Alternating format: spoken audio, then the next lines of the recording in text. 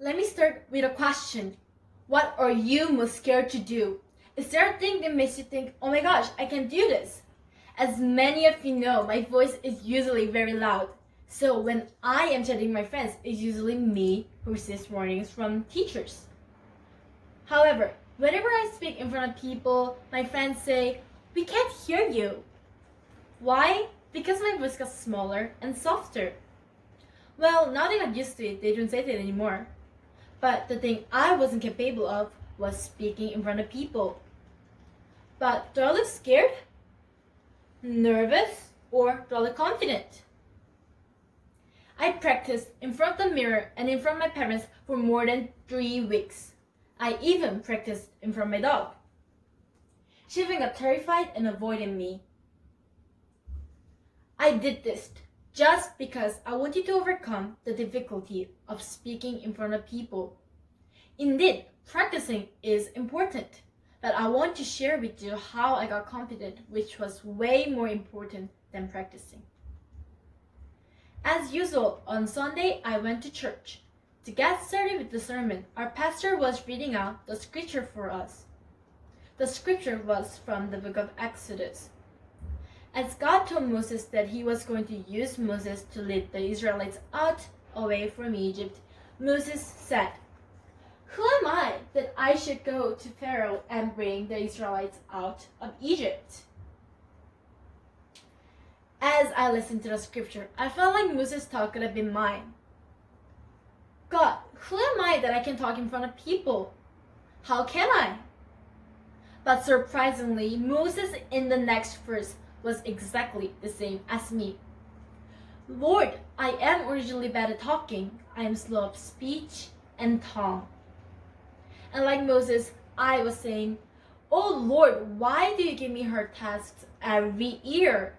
I am a person who's bad at making speeches. I am slow of speech and tongue. Exactly the same as Moses. Because the verse was about my story, I listened to the sermon more carefully than ever. How did Moses overcome his fear? Right at the time, God's wonderful story unfolded. The Lord said to him, "Who gave human beings their mouths?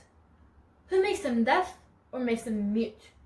Who gives them sight or makes them blind? Isn't that I, the Lord? Now go. I will help you speak and will teach you what to say." Yes, we are like Moses. We can't do anything on our own strength, and we are full of fear. God, I can't do this.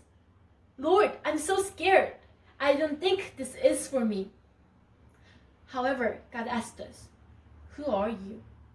Who gave you your mouth? Then my heart started to pound. I am slow of speech and tongue, but I am God's child. I am a beloved daughter of God, and He created my ability to speak. Therefore, He is with me and will teach me what to say. After listening to all of this, I decided to give it a try, and I decided to share with others how my heart changed. Are you afraid of doing something like Moses and I were? If you are, I wish you to remember one thing. We are God's children.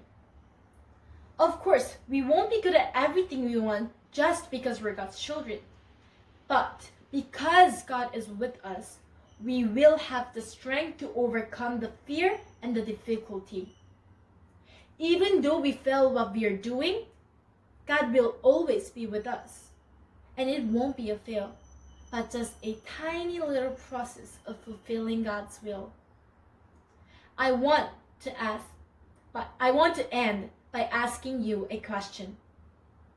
Who are you? Who are you? And who are you? You are. We all are God's children. Thank you.